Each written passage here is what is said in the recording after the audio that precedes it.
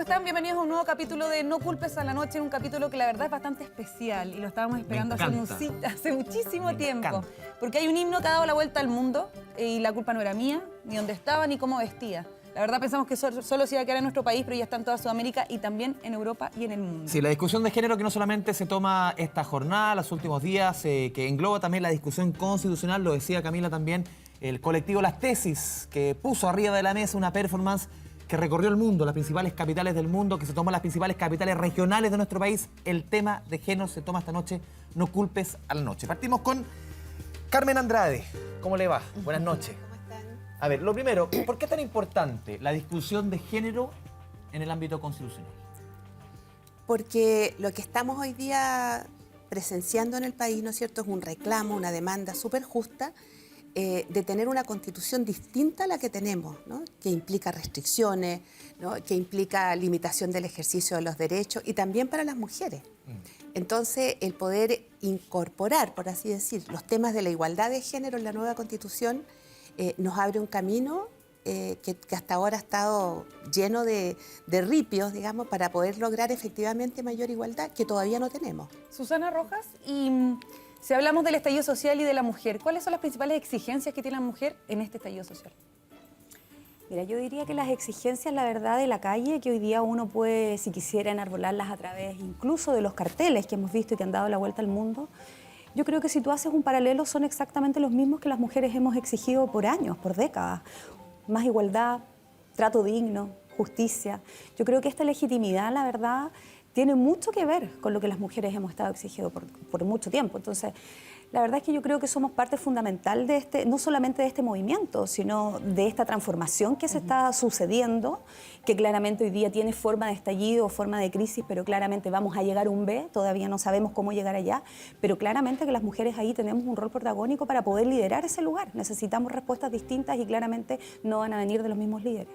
María José, ¿cómo ves tú la discusión de género que se ha instalado, no solamente en lo que hemos visto en los últimos 60 días? Partimos hace mucho rato en nuestro país con esa marcha maravillosa que fue el 8M, cuántas mujeres que fueron a la calle, y la discusión de género que llevamos ya un buen rato en nuestro país. ¿Cómo lo has visto tú, pero sobre todo concentrándonos en los últimos 2 meses?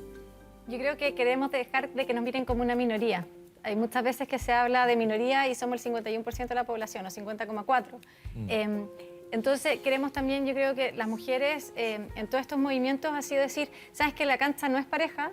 No existe igualdad de condiciones, no existe la meritocracia por sí sola, sino que existen muchas barreras que enfrentamos que han sido invisibles hasta ahora. Existe algo que se llama el sesgo inconsciente, que es muy fuerte, porque existe la discriminación simplemente por ser mujer, pero también hay muchas discriminaciones que no se ven, que no se hablan y que uno cree que no las tiene, y que las mujeres sí las han estado viviendo. ¿Los sesgos culturales también? Está metido en la cultura. Porque en el fondo los sesgos inconscientes se nutren de la cultura, y es qué roles se les agrega, se les asigna a hombres y a mujeres por separado y qué características deberíamos tener. Es cuando tú agrupas mucha información, agrupas poca información y lo ocupas para determinar a una persona. Por ejemplo, las mujeres son, o sea, si nos ves a nosotras, todas las mujeres que estamos hoy día acá en este estudio, somos todas distintas, pero nos agrupan como si fuéramos un solo colectivo. Y eso pasa en el fondo cuando yo quiero juzgar a otra persona. Y las mujeres han sido muy juzgadas y han tenido barreras que no han sido visibilizadas. Y estos movimientos han tratado de visibilizar esas barreras. Tatiana, y si hablamos de trabas para lograr la igualdad de género, ¿es quizá la violencia hacia la mujer una de ellas? Creo que es la fundamental y tiene que ver con esta construcción, como decía María José, que tiene que ver con esta construcción de los imaginarios, de lo que deben ser y cómo deben comportarse hombres y mujeres. Y esta masculinidad hegemónica, feminidad hegemónica también, que se pone en juego en las relaciones entre hombres y mujeres.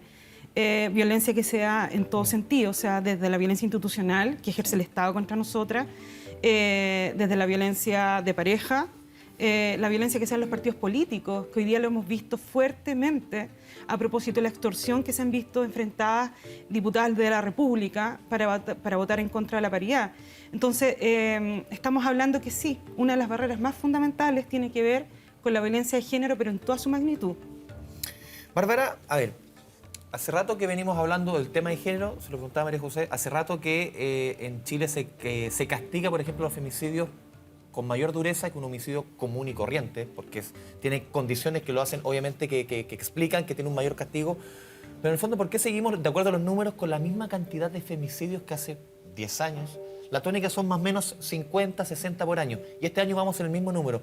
Pese a todas las campañas que se han hecho, pese a todo lo que se ha construido, al final, en resultados no hemos avanzado. Yo creo que eso lo que demuestra es precisamente que con la tipificación penal, es decir, con poner, por ejemplo, más sanciones o tener más tipos penales, no necesariamente responde a la erradicación del fenómeno. Aquí de lo que estamos hablando es de una violencia que está muy, muy integrada en nuestra sociedad. Específicamente con el femicidio, que vemos que es como la manifestación más grave. Sí. Pero lo mismo pasa con la violación o con los abusos sexuales. O sea, si 1 de cada 3 mujeres en Chile es agredida sexualmente todos los días, evidentemente hay un problema que no tiene que ver necesariamente con el tipo penal. De lo que estamos hablando es de problemas para la prevención, problemas para la contención y la recepción de las denuncias, porque la discriminación contra las mujeres comienza desde ese primer momento. Cuando una mujer se envalentona, tiene el poder para poder decir, ok, algo me pasó, lo voy a denunciar, esos receptores de denuncia no están capacitados en materia de género. ¿Y qué pasa? Las discriminan, las cuestionan, las humillan. O sea, fue lo que vimos, por ejemplo, cuando surge el tema de las tesis en redes sociales. Fue impresionante la cantidad de mujeres con un valor que uno dice, no sé de dónde lo sacan, para decir, este es mi caso, esto lo guardé por 20 años, por 30 años, por 10 años. Contar historias muchas veces que están relacionadas con su círculo más cercano. No era el señor, no. Era el padrastro, era el hermano, era el tío. Sí. Es más, Andrés, esas cifras nosotros ya las conocemos. O sea, sabemos que las violaciones ocurren en el sector más cercano, en los amigos de la familia, incluso en las personas de la familia de las víctimas. Pero yo creo que lo que demuestran las tesis son varias cosas. Lo primero es que las cifras reales de las agresiones sexuales en Chile son mucho más bajas de las cifras oficiales. Porque ¿cuántas mujeres de esas nunca denunciaron? Nunca fueron a hacer una denuncia. Las cifras oficiales son más bajas. Sí, claro. Por supuesto, las cifras oficiales que son más las bajas. reales son las más bajas. No, las oficiales son más bajas que las reales, en el Sí, fondo. las oficiales son mucho más bajas. Las cifras reales nos demuestran que estas agresiones son mucho más comunes, mucho más frecuentes y que de hecho las mujeres las callan. Entonces hay que preguntarse, ¿por qué las mujeres no denuncian formalmente? Y ahí operan los sesgos, los estereotipos que yo te estaba comentando. Cuando una mujer denuncia, ¿qué tipo de contención recibe por la persona que recibe su denuncia? Si le pregunta, por ejemplo, ¿y usted por qué iba vestida así? ¿Y por qué iba caminando sola? ¿Y por qué tomó esta calle y esta no? ¿O por qué bebió de más en la fiesta? Como si fuese la culpa de ella o ella hubiese estado provocando que este fenómeno, que esta agresión que nada justifica le ocurriera, cuando de hecho nada justifica la violencia y menos la violencia sexual. Carmen, ¿y cómo ha avanzado Chile contra esta lucha de la violencia de género? ¿Hay acciones reales que demuestran que hemos avanzado, que somos conscientes de esto? Perdóname que me corra un momentito Por de la favor, pregunta córrase todo porque lo que quería quiera. decir otra cosa, ya anterior. Yo creo que lo que estamos hablando acá es del fenómeno cultural de la discriminación. Pero yo quiero agregar otro elemento que tiene que ver con la desigualdad estructural, ¿ya? De lo que hablamos menos, ¿eh? Y que tiene que ver con la economía, con cómo se organiza la sociedad. ¿Por qué razón? Porque esto que tú mencionabas, ¿no? De que se organiza de una manera tal que las mujeres, con su trabajo doméstico, gratuito, de cuidado, El trabajo no remunerado, como le se hacen un menciona. tremendo aporte al capital. Si ese es el problema que tenemos, de fondo. ¿Ya? Nosotras las mujeres generamos riqueza, igual como el trabajo productivo, solo que ese trabajo no se paga. Y ese trabajo engrosa los bolsillos de alguien. Y ese alguien es el dueño del capital. Por eso que es tan difícil desenterrar esto, no solo porque tiene bases culturales, es porque tiene bases económicas. Las mujeres somos doblemente explotadas en esta sociedad. Por una parte, ¿no es cierto?, se explota a aquellas que trabajan en su casa y que no se les paga por el tremendo trabajo que hacen, y por otra parte se nos explota en el trabajo remunerado. Ganamos menos, estamos en condiciones de mayor precariedad. De eso en general hablamos menos. ¿Ah? Yo creo que hablamos menos, hablamos de una parte del fenómeno. Y están totalmente relacionados, te lo voy a decir de una manera brutal. Mientras haya desigualdad, va a haber violencia.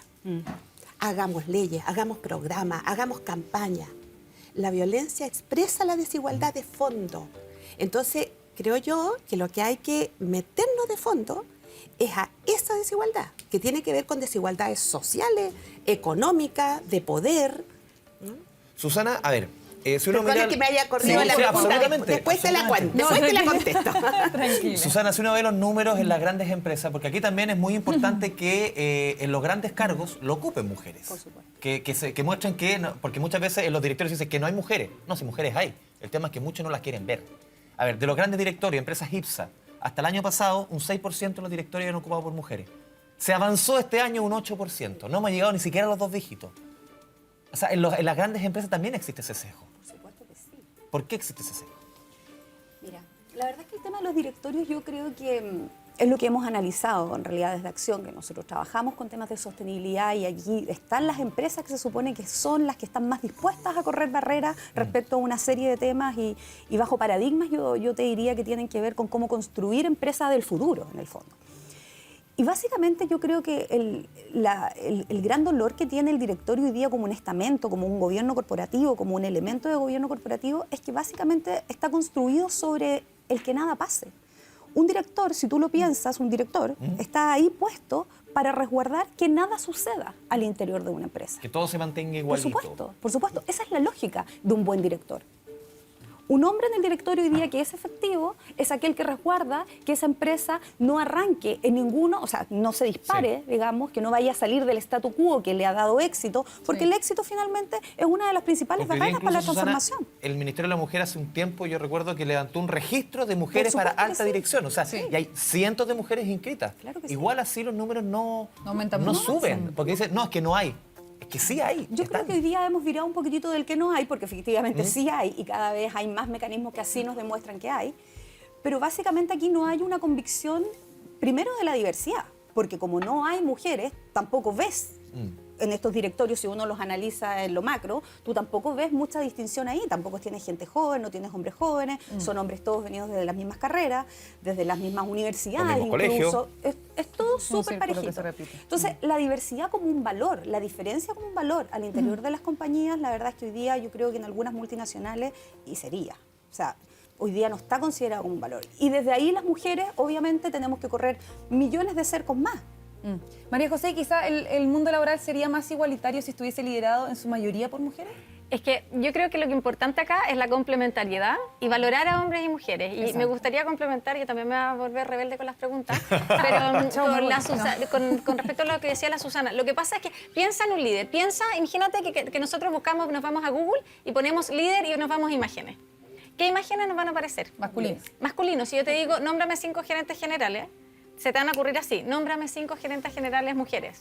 Te va a costar un poco más. Sí. Entonces, cuando nosotros vemos características de liderazgo y las queremos definir, las masculinizamos. Entonces, ahí hay un problema en la hora de selección. Nosotros hicimos un estudio en la Universidad de los Andes con 2 profesores de distintas facultades. Hicimos un experimento que se llama un experimento que le hicimos elegir. Ya. Elijan un cargo de jefatura. Hombres y mujeres. ¿Ya? La primera discriminación es si es hombre y mujer, porque vemos a los hombres con mayores características de liderazgo. Y eso tiene que éxito ver de con liderazgo. un tema de muestra, de cantidad de hombres que nosotros constantemente vemos en cargos de poder versus mujeres. Y ahí, me cuelgo en la Susana, hay que valorar la diversidad, pero la diversidad no la valoramos en sí mismo. Nosotros, como seres humanos, tratamos de buscar lo que hemos visto anteriormente. Voy a buscar a una persona que ya sé que lo hizo bien, voy a buscar a una persona que el riesgo va a ser poco. Y ahí voy a buscar un hombre. En general, de mismas carreras, de mismos colegios y de mismo rango de edad, como sucede en las posiciones de poder de nuestro país. Esto ha sucedido en otros países y lo que se ha hecho son los sistemas de cuotas. Cuando en el fondo son efectos shock, un efecto que te obliga a decir, ¿sabes qué? Estoy teniendo sesgo. El garrote a la hora nomás fue. Es una de... suerte de Veámoslo como garrote. una gran sugerencia. Es un- Que aquí en Chile funcionamos más por el garrote que por la Pero zanahoria. esto ha funcionado por si acaso en hartos países Sí. y lo que pasa es que te ayuda a ver los sesgos que tienes incorporados. Absolutamente. Entonces te hace ver más oportunidades. ¿Tú cómo lo ves? Son Sí. aceleradores, siento yo también. O sea, si quisiéramos ponerlo como en otra versión del lenguaje más que Acelerador me garrote, gusta más yo que creo que son garrote. aceleradores finalmente transformacionales, porque tú no puedes pensar en tomar decisiones distintas si estás tomando las decisiones siempre con los mismos. Justamente, pero con esa lógica de ley de cuotas, Tatiana, superamos, por ejemplo, lo que en nuestro país ya está instalado, que es un impuesto a la maternidad, que las mujeres al final, a ver, tengo 2 candidatos, una mujer y un hombre para un gerente general, no, es que está en edad fértil, puede tener 2 hijos más, va a estar 3 años fuera de la empresa si es que tiene 2 hijos, tengo que reemplazarla, más encima tengo que pagarle el sueldo.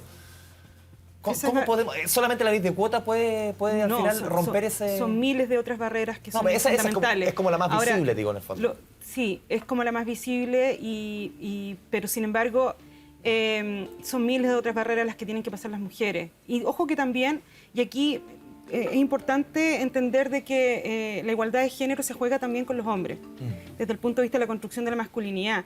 Y también cómo quienes toman decisiones en las organizaciones públicas o privadas, en las empresas, también le preguntan a ellos si ellos son papás o si piensan tener hijos a propósito de la estabilidad laboral. O sea, la pregunta, por ejemplo, cuando se selecciona a un hombre, tiene que ver con si voy a tener un trabajador estable conmigo en el lugar de trabajo.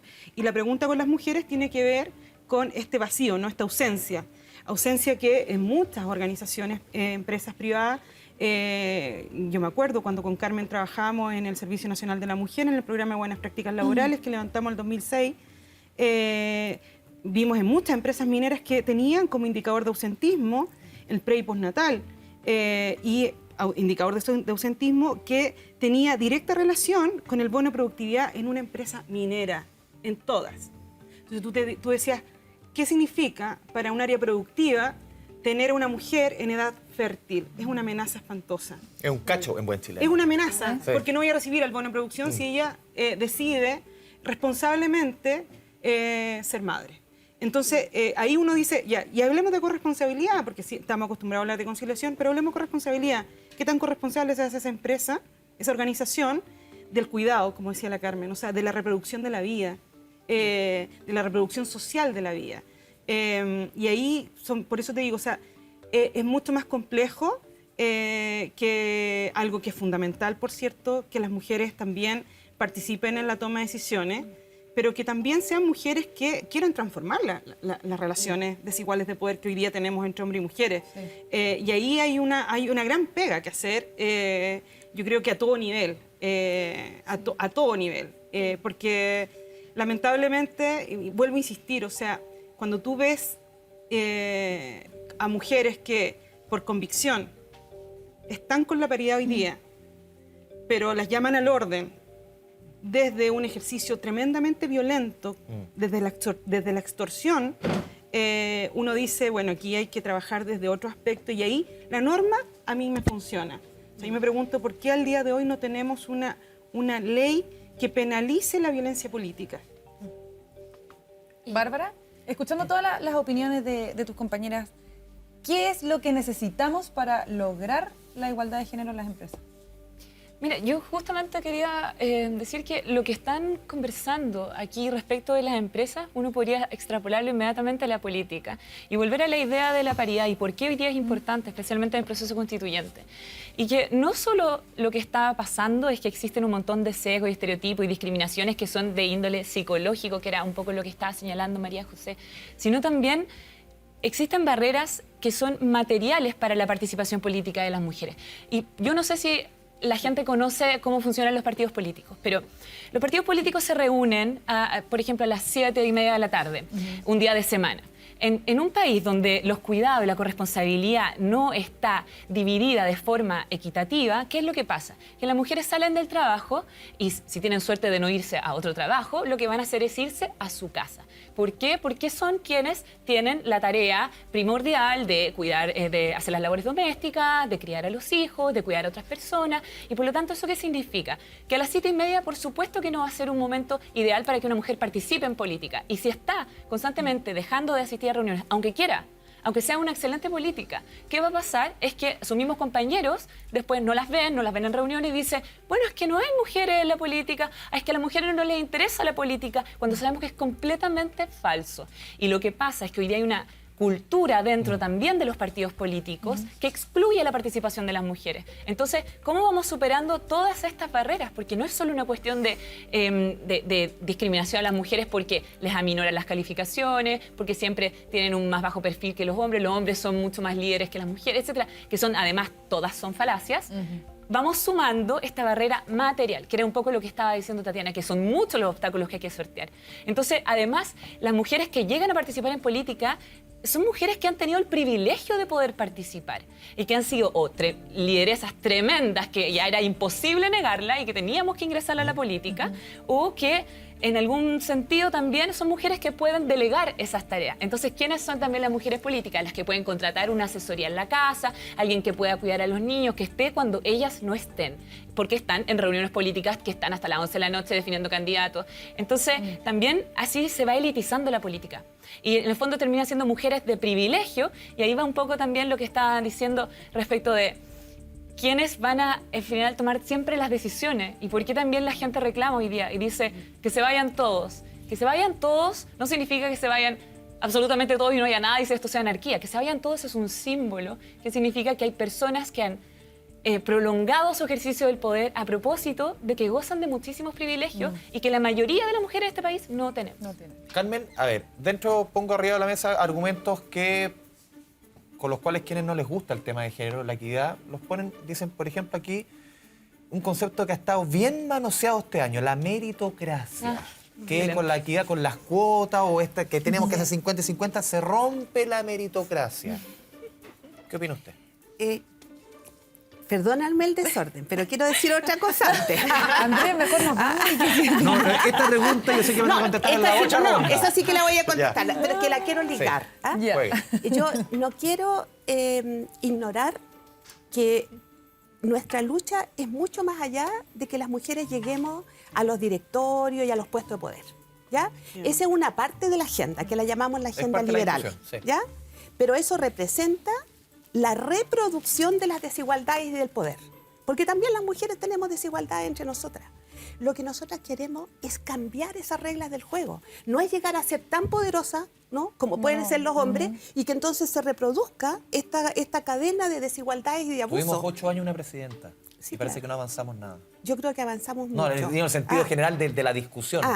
Bueno, porque hay cuestiones, claro, que se vuelven a visibilizar, que no están resueltas. Pero primero quería marcar eso, que nuestro tema no es solo llegar a los directorios para ser como los hombres, ¿no? Y no es solo llegar a las gerencias. La gran mayoría de las mujeres no estamos en esa situación. Digamos, nosotros las que estamos en este panel, digámoslo, representamos un cierto sector de mujeres. Pero el mundo de las mujeres, ¿no?, de las mujeres populares, de las mujeres trabajadoras, de las mujeres pobres, no tiene nada que ver con llegar a los directorios. Tiene que ver con generar condiciones de igualdad, ¿no?, y de una vida básica, de una vida con decencia, con dignidad, como se ha dicho. Ahora, voy al tema de la meritocracia, ¿ya? Lo que asumen la... Mira, yo he escuchado muchas veces, a mí me daba risa cuando escucho, entre comillas, mujeres exitosas que dicen, yo llegué aquí por mis propios méritos, Claro. ¿no?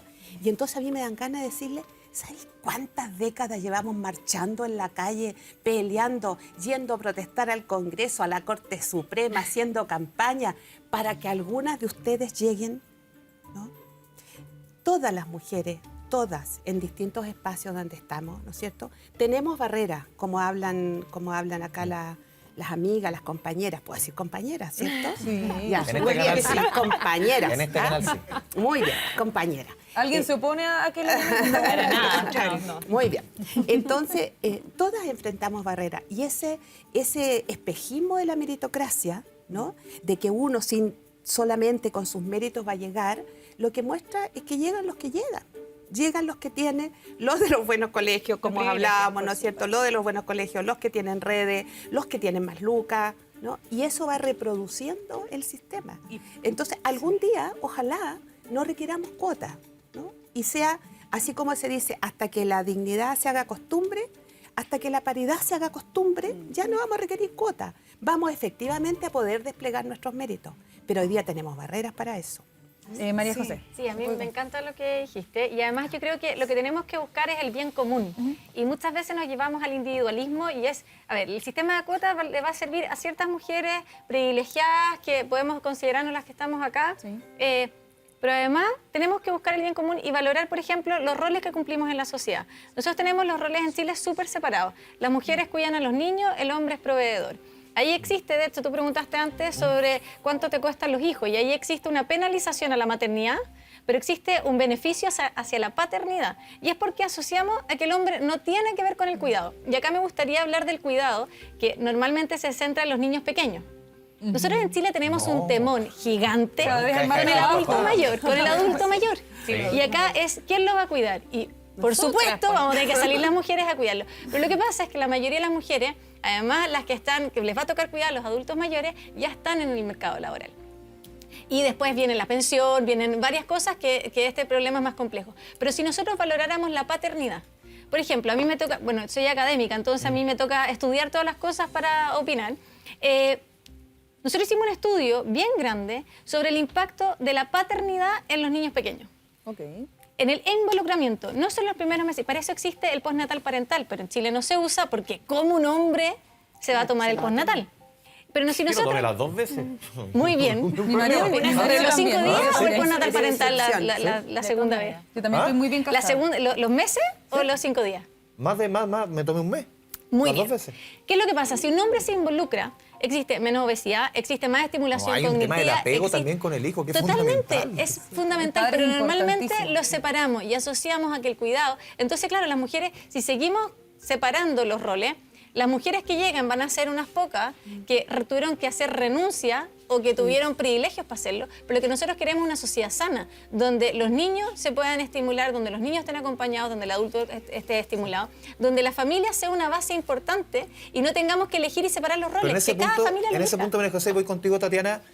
¿Cuán importante es el rol de nosotros, los hombres? Es que en nuestro Fundamental. trabajo exigir que, por ejemplo, y exigir muchas veces que hay ciertos roles que tenemos que cumplir. Y esa muchas veces la mujer que dice, no, que tengo que ir a buscar a mi hijo al colegio, no es que tengo que ir a hacer... Lo hagamos nosotros. Sí, pero la respuesta no es desde un punto de vista individual. La respuesta tiene que ser colectiva. Bueno, digo re- nosotros los hombres. Claro, pero me refiero a colectiva, ¿en qué sentido? Aquí el rol que tienen los sindicatos es fundamental. Ya. Cuando negocian colectivamente Pero tenemos estos una baja temas. sindicalización en el país, 15%. Pero en general existen y están y son fuertes y pueden demostrar fuertemente cómo debiera caminar las relaciones laborales transversalizadas por la igualdad de género.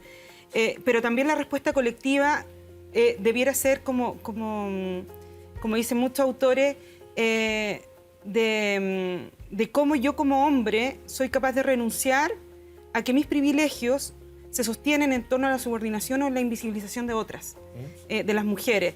De cómo yo como hombre asumo que mi construcción de la masculinidad no pasa por lo que dice Rita Segato, la ideología del macho, es decir, esta potencialidad que tengo que mostrar de que soy exitoso, que tengo muchas mujeres, que tengo el mejor auto, y si no logro demostrarla, la forma de equilibrar esta despotencialidad que tengo como varón es a través de la violencia contra las mujeres. Yo creo que ahí es importante cómo contribuimos, cómo contribuyen diferentes instituciones, desde la educación, desde las empresas, desde las federaciones de estudiantes, las mismas universidades, cómo vamos deconstruyendo esta masculinidad hegemónica, tóxica, es que es tóxica. O sea, cuando los hombres se dan cuenta de que no los beneficia, sino más bien los criminaliza. La violencia contra las mujeres es un delito.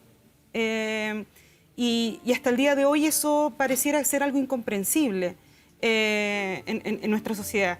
Y ahí el llamado colectivo, ¿no? Si me llega un WhatsApp inadecuado, que lo que hago es seguir subordinando a las mujeres, decirle a mis amigos, es que no, yo no comparto esto. Yo desconstruir el mandato de la masculinidad, ir contra el mandato de la masculinidad, no es fácil.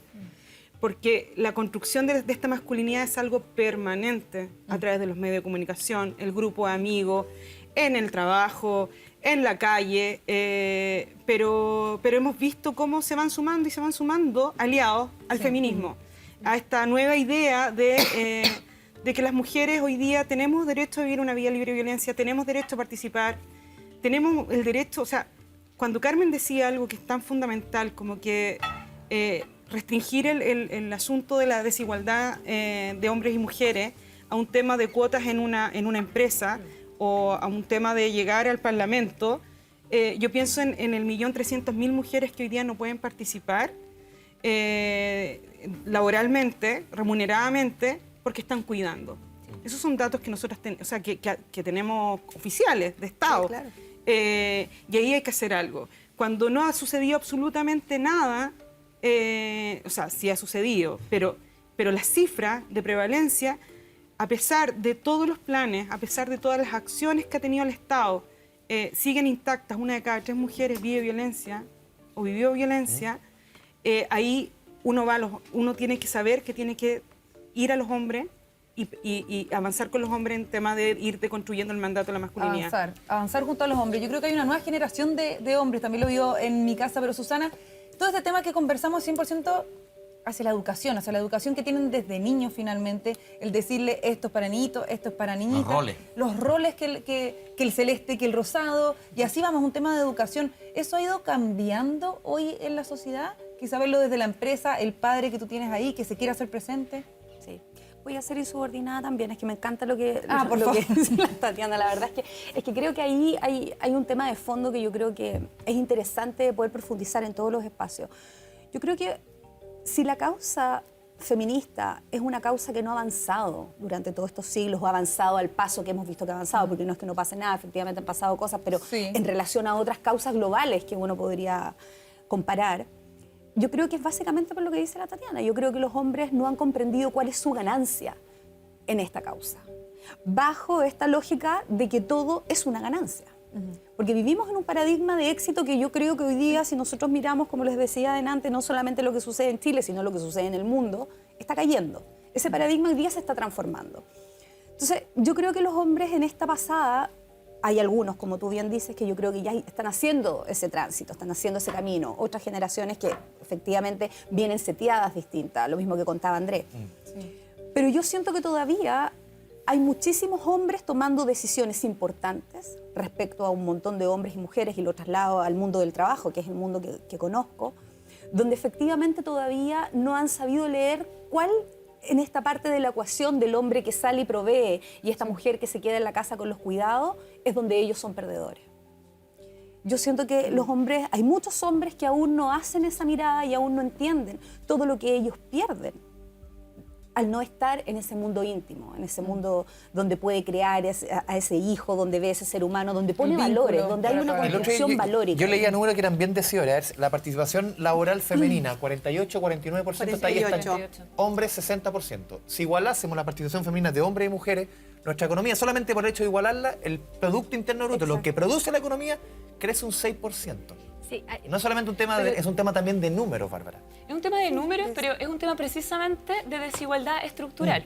Entonces, más allá de la intencionalidad y los aspectos culturales, que son súper relevantes, yo no los niego para nada, creo que es un tremendo elemento que hay que analizar. Igual a mí me gustaría quizás tomar un poco lo que había dicho Carmen al principio. La desigualdad estructural hoy día puede ser cuestionada de una forma, de hecho, quizás mucho más organizada a propósito del beneficio de la movilización social. Porque esas demandas se pueden traducir a una desigualdad estructural. Cada una de ellas tiene una respuesta, tiene un asidero dentro de la institucionalidad, dentro del marco jurídico. Y ahí, por ejemplo, cuando hablamos de por qué queremos paridad en el proceso constituyente, bueno, ¿qué es lo que vamos a ir a hacer con la Constitución? Y hoy día, todas estas desigualdades uno podría irlas hilando una por una respecto de cuestiones que la Constitución restringe, no permite que sucedan como cambios legales importantes, o, por ejemplo, en el caso de las pensiones, o, por ejemplo, cuando no garantiza otras cosas como el derecho a la salud y un derecho a la salud íntegro. Porque ¿qué hace la Constitución hoy día? Usted puede elegir entre un sistema de salud privado o un sistema público. Se acabó el derecho a la salud. Esa es la garantía. Bueno, si nosotros pensamos el derecho a la salud como mucho más que el hecho de que yo vaya al hospital cuando estoy enferma y me atiendan, sino que, por ejemplo, ¿qué pasa con eso que decía María José con las personas que requieren cuidados permanentes, que no son solo niños? Son personas enfermas crónicas, por ejemplo. Adultos mayores. Si tenemos un Estado que no garantiza el derecho a la salud, que además para intervenir en la economía requiere una ley de quórum calificado, es decir, una restricción tremenda, y además es un Estado neoliberal que le deja a los privados la entrega de prestaciones básicas, en el fondo lo que estamos haciendo es poner toda la carga de esos cuidados en la familia. Y lamentablemente, nuevamente, en un país donde la corresponsabilidad no es un principio, donde la sociedad no está ordenada de forma equitativa entre hombres y mujeres para los cuidados, lo que va a pasar es que esa carga va a quedar en las mujeres. Mujeres que o no acceden al mercado laboral pudiendo hacerlo, o son mujeres que tienen que renunciar a sus trabajos. Entonces, después, claro, analizamos las cifras y tú me dices 48% de participación en el mercado laboral. Bueno, veamos cuántas de esas personas, cuántas de esas mujeres, pudiendo trabajar, no lo hacen. Y cuando no lo hacen, además, de hecho, las últimas cifras que el INE tiene publicado en su página, dice, cuando ellas no lo hacen es porque se dedican a, adivina, cuidados familiares permanentes. Entonces, claramente el sesgo de género tiene que ver con la estructuralidad, tiene que ver con la Constitución y al final es como una gran bola de nieve. Entonces, obviamente hoy día cuando apuntamos a la Constitución es porque queremos cambios estructurales, porque queremos transformaciones y queremos equidad de género. Y eso se puede lograr aumentando los derechos sociales, sacando la lógica individualista, empresarial de los derechos fundamentales y haciendo un Estado garante de los derechos. Y eso se puede hacer. Es una transformación posible gracias a la oportunidad histórica que hoy tenemos de hacerlo. María José, ¿tú querías opinar? Sí, lo encuentro súper interesante porque además lo que tú decías de aumentarle el porcentaje de mujeres en el mercado laboral, que por supuesto yo soy una gran promotora, pero ojo a qué costo. Yo no quiero aumentarle el porcentaje de mujeres convirtiéndose en hombres o actuando solamente como hombres. En eso nosotros tenemos que buscar un bien común donde la familia sea un pilar fundamental de la sociedad, porque hemos visto claramente y tenemos casos concretos en Chile de cuando la familia falla. ¿Qué pasa cuando no hay apego en la primera infancia? Tenemos el caso del Sename, súper fuerte. Entonces, roles que la familia lo puede cumplir. Pero ahí tenemos que valorar a hombres y mujeres y no convertir a mujeres en hombres. No tratar de igualar la cancha para que nosotras nos convirtamos en hombres, sino que valorar la diversidad. Y ahí es valorar la paternidad, valorar el rol del hombre, que el hombre valore cuidar, que el hombre valore, que aumente ese porcentaje súper bajo de que no estoy trabajando por razones, por cuidados permanentes, que en el hombre llega como al 1,7% y la mujer es muchísimo mayor. Entonces, tenemos que valorar la familia, tenemos que valorar los vínculos sociales, tenemos que valorar el cuidado, el cómo nosotros, en el fondo, eso es un bien para la sociedad. Yo siempre he pensado esto como con árboles. Cuando nosotros decimos, cuidemos árboles. Oye, ¿vas a pagar impuestos por pagar árbol? ¿Vas a estar, ¿quién riega el árbol? ¿Tú o yo? ¿Quién tiene que regar más? A ver, si el árbol nos hace bien a todos. La familia sana nos hace bien a todos. Niños estimulados nos hacen bien a todos. Adultos mayores cuidados nos ayudan a todos. Porque podemos llegar a sociedades donde, por ejemplo, los adultos mayores se mueren en sus departamentos y solamente cuando huelen se descubre que se murieron. Y ahí necesitamos generar un ministerio de la soledad, como en Inglaterra. Yo digo, ahí sí que fracasamos. Porque en el fondo vamos a tener consecuencias si no generamos realmente un valor del bien común. Carmen, pero esta vez me va a contestar. Sí, contesta. Estaba esquiva. Contesta. No, pero Oiga, es para poner no. otros puntos de A ver, vista. los movimientos feministas. Hemos visto, por ejemplo, con las tesis senior. Vimos un movimiento de mujeres, sobre todo, y me llama la atención las mujeres sobre 70, sobre 80 años, muchas. Mi generación. Sí. ¿El feminismo es más marcado en las generaciones más jóvenes? ¿O es algo transversal a todo rango etario? Quizás hay mujeres que se han criado en un mundo machista, en este sesgo, y les ha costado salir y sumarse a esta lucha. ¿Es un tema de generaciones o es transversal? Mira, yo creo que aquí también nosotros cometemos el error, creo yo, de percepción de mirar el feminismo como olas, ¿no? Que aparece de repente. Y los movimientos de mujeres, ¿no?, vienen desde hace décadas en el país. Lo que pasa es que no los hemos visto. Y mira, pero a este nivel de masividad, exacto, igual se lo pregunto desde la duda. A eso voy, porque fíjate que en los anales del movimiento obrero, ya las mujeres, ¿no?, estamos hablando en las salitreras de esa época, salieron a reclamar por sus derechos.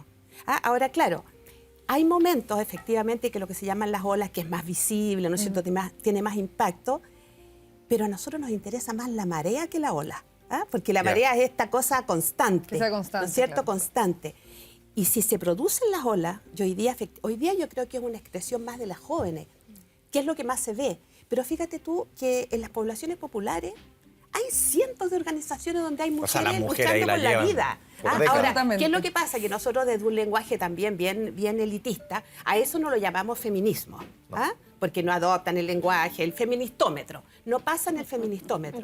Pero en su lucha cotidiana, ¿ya?, mujeres dirigentes que hay en todos los niveles, hay una, como digo yo, una marea que ha sido invisible. Por eso que ahora gritan, ahora que somos muchas, ahora que sí nos ven, pero hemos estado siempre. Tú antes me preguntabas por el tema de los avances, ¿ya? Yo entiendo que si uno es más joven, tiende a querer que los cambios sean más rápidos, ¿no es cierto? Instantáneos. Ya. Yo vengo de la vieja ola del feminismo. Nosotras somos maratonistas de todas las veces, todos los kilómetros que hemos acumulado marchando. Y mira, con cosas que hoy día parecen increíbles. Nosotros tuvimos que pelear para que en Chile hubiera divorcio. Peleamos para que los hijos fueran reconocidos iguales. ¿Ya? Y no te diré la cantidad de brutalidades que nos gritaban en la calle porque queríamos igualar los derechos de los guachos, ¿no? Gente que hoy día, muchas que hoy día son autoridades, ojo. O sea, no nos bueno, vayamos muy lejos.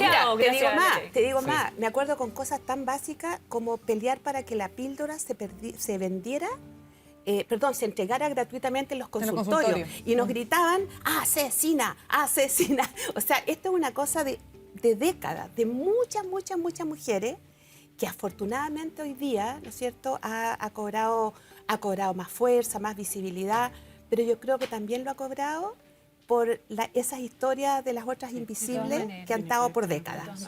Yo trabajo en la Chile y le digo también a mis estudiantes, ¿no? Le digo, qué lindo esto que se ha producido. Nosotras abrimos la Alameda, úsenla. Pero esto viene, como digo, de muchas décadas, que ha sido invisible la lucha. Sí. ¿Tatiana? Sí, es bonito lo que dice Carmen, porque efectivamente, y lo digo desde un feminismo que cuando la Carmen estaba ahí luchando, yo era más chica, entonces era de... sin mi edad. Pero era como yo en algún momento fui cachorra del feminismo, o sea, era como la cabra chica del feminismo. Y no era fácil, fíjate, ser feminista. O sea, siempre era como la indicada con el dedo en el partido, porque yo pertenecía a algún partido. No, sí, yo sé que no es fácil, pero hoy día uno puede andar con el pañuelo verde. Sí, claro, que por cierto se me olvidó ponérmelo. Pero uno puede andar con el pañuelo verde y yo cuando las veo, cuando veo a las más jóvenes con el pañuelo verde, por mi corazón pasa así como que digo, si supieran lo complejo que era ser feminista hace 20 años atrás. Y se lleva con mucho orgullo. O sea, y se lleva con mucho orgullo. Y a propósito de las tesis, veníamos en el auto con Carmen hablando, cuando nos pasaron a buscar al canal, y yo le decía lo potente que para mí fue ver las tesis senior, porque claro, esta es una expresión de un feminismo de las jóvenes, ¿no? Pero donde las madres, las abuelas, agarran esta acción política, esta forma de hacer política de las jóvenes, porque es maravillosa la forma de hacer política que tienen las jóvenes. Estamos ahí justamente viendo una imagen. Es bellísimo. Emocionante. Pero lo emocionante que tiene que ver para todas ellas, independientemente de la edad, de decir qué ha hecho el patriarcado, cómo el patriarcado nos ha sometido y subordinado a las mujeres, cómo la violencia sexual ha sido un dispositivo de control que se ha ejercido por siglos contra las mujeres. Pero lo otro bonito que tiene, y lo digo a propósito de haberlo visto en todo el territorio y en todo el mundo, es cómo a pesar de esa herida, somos capaces de transitar a otro lugar, ¿no? A un lugar del colectivo, de la lucha, de decir, cambiemos, aquí estamos para cambiarlo todo. Y cómo ese acto, esa acción, regenera, ¿no? Yo lo digo a propósito de cuando vi a las mapuches, a las mujeres lapquenches en Tirúa, yo decía, ahí claramente están limpiando la herida o están trabajando con la herida que tuvo Guacolda, la herida que tuvo Janequeo, la herida que tuvo la Fresia, la herida que han tenido tantas mujeres, la herida que tuvo la Lorenza Cayuán, la mujer que tuvo que parir en Grillada, la herida que tuvo la Maxi Linconao, que por defender el derecho a la autonomía, por defender su derecho como pueblo, fue encarcelada. Entonces, yo digo, las tesis no tienen idea, o sea, yo creo que tienen claro, porque el otro día estaba viendo otro acto performativo que tienen de la Silvia Federici, que también lo recomiendo, que es espectacular. Pero es impactante cómo, por un lado, es un acto de denuncia, pero también un acto que nos permite trascender a la herida. Mira, tratemos de verlo, quizás cuesta, porque estamos todavía muy encima de la discusión, del lado un poco más positivo. Susana, tú has visto, por lo menos del otro lado, del lado de nosotros, reacciones que tú digas, a ver, estamos avanzando, hay hombres que están entendiendo, hay pequeñas luces, porque muchos se quedan, y voy a insistir, uno conversa en el círculo, con el discurso, con la canción de las tesis, dice que el discurso es muy duro, que los conceptos que se usan que son muy duros, o pasa, por ejemplo, también como pasó en el 8M, se quedan con las mujeres, obviamente mostrando su cuerpo en la Alameda. Obviamente que parte de ese discurso es necesario para avanzar. ¿Tú has visto avance de parte de los hombres? Sí, en algunos No te veo muy hombres sí. convencida. O sea, no digamos que es la tónica. Tratando de ver un poquito más sí, positivo. sí, mira, la verdad es que hace unas semanas atrás, y aprovecho de pasar el dato, vengo saliendo de un diplomado de mujeres a alta dirección, donde 32 mujeres quedan, digamos, hoy día en puestos de primera línea, pero que además llegan capacitadas para ejercer un liderazgo como bien específico en términos de liderazgo adaptativo, digamos, más que liderazgo femenino, un liderazgo adaptativo dentro de sus organizaciones. Y es un espacio muy masculino, extrañamente. Son mujeres preparadas, pero finalmente la lógica de este programa de capacitación está dirigido para que hombres mentoreen a esas mujeres. Gerentes generales que hoy día están en posiciones o presidentes de directorio puedan acompañar a mujeres en ese tránsito. ¿Por qué hombres? Porque se entiende que hoy día son esos mismos hombres los que cierran la puerta muchas veces a que esas mujeres puedan acceder a puestos de mayor liderazgo. Entonces, entendiendo que compartiendo 6 meses estas mujeres con esos hombres, estos hombres también van a ver ahí una retroalimentación. Este hombre va a ver cosas que hoy día no ve dentro de sus propios equipos de trabajo. Estas mujeres, por supuesto, no pertenecen a la misma organización de este gerente general. Y esta conversación de las tesis se tomó un poco esa jornada y efectivamente yo diría que había un gran grupo que se sostenía en lo que tú dices. Los argumentarios son muy fuertes, las imágenes son muy fuertes, no son necesarias. La verdad es que toda la nomenclatura utilizada en este tipo de performance no es la necesaria para llegar hasta el mensaje. Pero por otro lado también, y me llamó mucho la atención, porque había hombres bien tradicionales, que no voy a decir aquí el nombre, pero hombres mayores, bien tradicionales, diría yo, que lo que resaltaban era cómo el movimiento, independiente que tú pudieses estar o no de acuerdo, esta performance, había logrado en el fondo, primero, regenerar, como dice la Tatiana, un estallido social que se había tenido tomado a través de los medios y a través de la misma construcción, digamos, que uno hace de la información respecto a lo que está pasando en la violencia, en el saqueo, en un montón de imágenes que ya estaban como un poco ya establecidas. Le dio como un nuevo aire. Y no solamente un nuevo aire, y eso es bien interesante porque lo conecta con algo global. Y eso es muy interesante, porque no olvidemos que el Me Too, que es un movimiento que estuvo súper fuerte también este mismo año, había descansado un poco, había dormido un poco, como dice la Carmen, o sea, esta marea había tenido su ola en algún minuto baja, y lo que hace justamente las tesis es conectar esto tan local que parecía. O sea, Chile está pasando por esto, bueno, teníamos además mucho foco mirando encima, teníamos COP, teníamos APEC, teníamos muchas cosas que en el fondo bajan por el estallido y lo conecta a algo global nuevamente, lo pone en un lenguaje artístico y saca multigeneracionalmente a las mujeres a la calle. Porque es un lenguaje común. Entonces, eso es muy atractivo. La violencia o sea, es un lenguaje común. Exactamente. Vamos a ir a la pausa. ¿Quién no culpes a la noche? A la vuelta les vamos a bajar. No me quiero ir a la una talla. pausa. ¿Hay que ir a la pausa? Es que está muy bueno. Pero bueno. Bueno, pero necesitamos ya. Sí, pues, los molacos. Puedes llegar al directorio, Como decía mi mamá, el monito baila con moneda. Exactamente. bueno. No, les vamos a dejar una tarea a la vuelta de comerciales. Van a tener 20 segundos cada uno para pensar ese Chile que sueñan ustedes. Ese Chile más justo, ese Chile sin, ojalá, brechas de género. Vamos a la pausa. ¿Quién no culpa a la noche?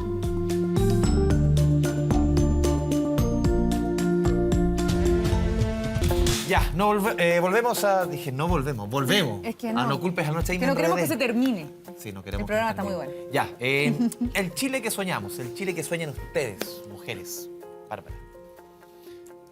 Es una gran pregunta. Yo sueño con un Chile más justo, más igualitario, con salarios justos, con pensiones dignas, con un derecho a la vida que garantice vivir una vida digna, que nos den ganas de participar políticamente, un Chile que no discrimine, que no mate a las mujeres por ser mujeres, que considere la diversidad, que valore la diversidad sexual, que valore a las personas en situación de discapacidad, que sea inclusivo y de todas maneras que tenga una nueva constitución, una constitución fuerte que nos dé derechos fundamentales, derechos sociales, acceso a la salud, acceso a la seguridad social, acceso al trabajo de forma igualitaria. Y todo esto requiere también una mirada muy fuerte también de perspectiva de derechos humanos. Ese es el Chile que yo sueño. El Chile que sueña Tatiana. Sueño un Chile donde la igualdad sea una igualdad material, o sea, que sea efectiva, no solamente una cuestión de forma. Sueño un Chile donde no existan monocultivos, que le quiten el agua a las mujeres que hoy día resisten con sus huertas en el sur de Chile. Quiero un Chile, además, que yo donde pueda y donde hemos visto quiero contarles que nos acompaña detrás de cámara Maite, una pequeñita chiquitita que es hija de Camila. Yo quiero un Chile donde la Maite pueda vivir y saber que puede caminar libre de violencia, que no la van a matar por ser mujer, que no la van a intentar de subordinar a través del acoso sexual, expulsar de una empresa acosándola sexualmente. O sea, el hecho de vivir una vida libre de violencia para las mujeres es fundamental para ejercer cualquier otro derecho. Y yo sueño con que las niñas puedan vivir el día de mañana eso. Y con la nueva Constitución yo creo que es posible. María José. Yo sueño un Chile buscando el bien común. Busco un Chile donde la familia sea el centro de la sociedad, donde la dignidad humana sea un valor fundamental de todos los chilenos, donde valoremos la diversidad, pero realmente valorando la diversidad, donde podamos conversar personas que pensamos diferente y nos escuchemos, donde no tratemos de poner una posición sobre otra.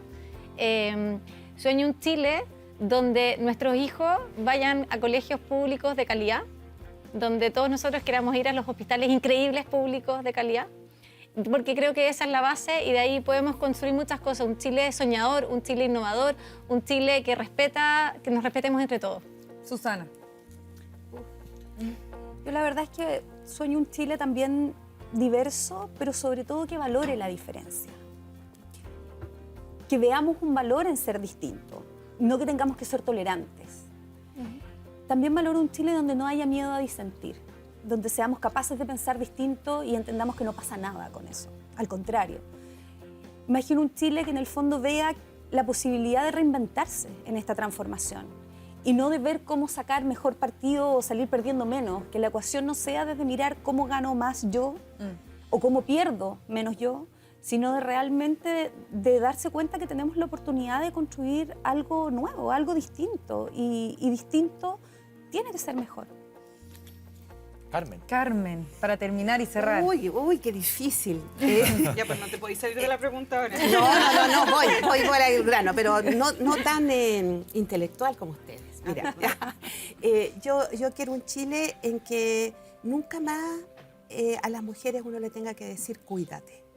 Como me lo dijo a mí mi madre, como yo se lo digo a mi hija, como mi hija se lo dice a mi nieta.